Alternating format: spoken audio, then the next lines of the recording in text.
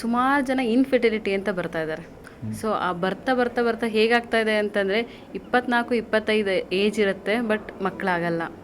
So ನನಗೆ egg mortality ಕಡಿಮೆ ಇದೆ ಅಂತ ಬರ್ತಿದ್ದಾರೆ. ಇದಕ್ಕೆ ನೀವೇನು ಸೊಲ್ಯೂಷನ್ ಕೊಡ್ತೀರಿ ಸರ್? ಸಿಂಪಲ್. ಒಕ್ಕಳ ಕೆಳಗಡೆ ಎಲ್ಲರನ್ನೂ ಕಂಟ್ರೋಲ್ ಮಾಡೋದು ಕಿಡ್ನಿನೇ. ಕಿಡ್ನಿ ಎಲ್ಲಿರುತ್ತೆ? ದೇಹದ ಕೆಳಭಾಗದಲ್ಲಿ ಇರುತ್ತೆ. ಅದು ವೈಟಲ್ ಆರ್ಗನ್. ಇವೆಲ್ಲ ರೀಪ್ರೊಡಕ್ಟಿವ್ ಆರ್ಗನ್ಸ್. ನಿಮಗೆ ಫಿಮೇಲ್ ಆಗಿರ್ಬೋದು, ಮೇಲ್ ಆಗಿರ್ಬೋದು, ಟೆಸ್ಟಿಕಲ್ಸು, ಓವರೀಸು, ಯುಟೆರಸ್ಸು, ಅವೆಲ್ಲವುದು ರೀಪ್ರೊಡಕ್ಟಿವ್ ಆರ್ಗನ್ಸ್. ಅದೆಲ್ಲದನ್ನೇ ರಿಮೂವ್ ಮಾಡಿದ್ರೆ ಮನುಷ್ಯ ಆರಾಮಾಗಿ ಆಯಾಗಿ ಬದುಕ್ತಾನೆ. ಬಟ್ ಅದನ್ನು ಕಂಟ್ರೋಲ್ ಮಾಡೋ ವೈಟಲ್ ಆರ್ಗನ್ ಬಂದ್ಬಿಟ್ಟು ಕಿಡ್ನಿ ಮತ್ತು ಯುರಿನರಿ ಬ್ಲಾಡರ್. ಸೊ ಆ ಮೆರಿಡಿಯನ್ನು ಸ್ಟ್ರೆಂಥನ್ ಮಾಡಿದಾಗ ಆಟೋಮೆಟಿಕ್ಕಾಗಿ ನಿಮಗೆ ಫರ್ಟಿಲಿಟಿ ಬರುತ್ತೆ. ನೀವು ಇದನ್ನು ಸೈನ್ಸ್ ಓದಿ ಕಲಿಬೇಕಂತೇನಿಲ್ಲ, ನೇಚರ್ ನೋಡಿ ಕಲಿತೀರ. ಒಂದು ಗಿಡ ಇರುತ್ತೆ, ಆ ಬೇರಿನ ಬಗ್ದು ಬಿಡಿ, ಗಿಡ ಎಲ್ಲ ಸತ್ತೋಗ್ಬಿಡ್ತೈತೆ. ಬೇರಿದ್ರೆ ಗಿಡ ಅಲ್ವಾ? ಇವಾಗ ಅದೇ ಗಿಡದಲ್ಲಿ ಹೋಗ್ಬಿಟ್ಟು ಒಂದು 4 ಹಣ್ಣು ಕಿತ್ತಿ, 4 ಹೂವು ಕಿತ್ತಿ, ಎಲೆ ಕಿತ್ತಿ, ಮತ್ತೆ ಬರುತ್ತಾ? ಆ ಎಲೆನ ಮತ್ತೆ ಚಿಗುರಿಸಿರೋರು ಯಾರು? ಬೇರು. ಸೊ ಆ ಬೇರೆ ನಿಮ್ಮ ಮೂತ್ರಪಿಂಡಗಳು. ಇವತ್ತು ನಾವೇನು ಮಾಡ್ತಾ ಇದೀವಿ ಅಂದರೆ, ಎಲೆ ಉದುರೋಯ್ತು, ಹಣ್ಣಿಲ್ಲ, ಕಾಯಿಲ್ಲ, ಅದಲ್ಲ ಟ್ರೀಟ್ಮೆಂಟ್ ಮಾಡಬೇಕಾಗಿರೋದು ಬೇರಿಗೆ. ಆ ಬೇರು ಅನ್ನೋದೇ ಮೂಲಾಧಾರ ಅಂತ ಅದನ್ನೇ ಕರೆಯೋದು. ಕಿಡ್ನಿ ಎನರ್ಜಿ, ಚೈನೀಸ್ ಫಿಲಾಸಫಿನಲ್ಲಿ ಇದನ್ನು ಕಿಡ್ನಿ ಎಸೆನ್ಸ್, ಜಿಂಗ್ ಅಂತ ಕರೀತಾರೆ. ಈ ಒಂದು ಎನರ್ಜಿ ಇಂಪ್ರೂವ್ ಆಗಬೇಕು ಅಂದರೆ ನಾನು ಹೇಳ್ದಲ್ವಾ, ವಿತೌಟ್ ಎಕ್ಸ್ಪೆಕ್ಟೇಷನ್ ಲೈಫ್ ಲೀಡ್ ಮಾಡಬೇಕು, ಪ್ಲಸ್ ಒಳ್ಳೆ ರೆಸ್ಟ್ ತಗೋಬೇಕು. ಇವಾಗ ಮಲಗೋದು ಯಾವಾಗ ಅಂದ್ರೆ ಎಲ್ಲ ಬಿಗ್ ಬಾಸ್ ಮುಗಿದ್ಮೇಲೆ 11 ಗಂಟೆ ಮಲಗ್ತಾರೆ, 12 ಗಂಟೆ ಮಲಗ್ತಾರೆ. ನೀವು ಎಷ್ಟೆಷ್ಟು ಲೇಟಾಗಿ ಮಲಗ್ತಿರೋ ಕಿಡ್ನಿ ಎನರ್ಜಿ ಅಷ್ಟು ಕಡಿಮೆ ಆಗ್ತಾ ಬರುತ್ತೆ. Very simple. ನಿಮ್ಗೆ 7 ಗಂಟೆ ಮಲಗಿ ಅಂತ ಹೇಳ್ತಿಲ್ಲ, ಅಟ್ಲೀಸ್ಟ್ 9-9:30 ಮಲಗಿ.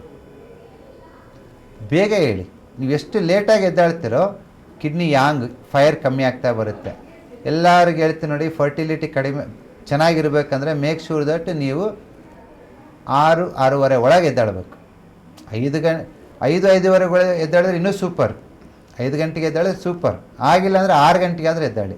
ನೀವು 7 ಗಂಟೆ, 8 ಗಂಟೆ, 9 ಗಂಟೆಗೆ ಎದ್ದಾಳ್ತೀನಿ ಅಂದರೆ ನೀವು ಲೇಟಾಗಿ ಎದ್ದಾಳಿದಷ್ಟು ನಿಮ್ಮ ದೇಹದ ಬಿಸಿ ಕಡಿಮೆ ಆಗ್ತಾ ಬರುತ್ತೆ.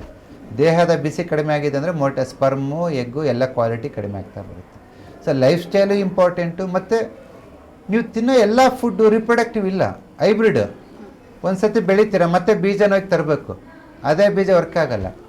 ನೀವು ತಿನ್ನೋ ಫುಡ್ಡಿಗೆ ರೀಪ್ರೊಡಕ್ಟಿವಿಟಿ ಇಲ್ಲ ಅಂದರೆ ನಿಮ್ಗೆ ಎಲ್ಲಿಂದ ರೀಪ್ರೊಡಕ್ಟಿವಿಟಿ ಬರಬೇಕು ಅಲ್ವಾ?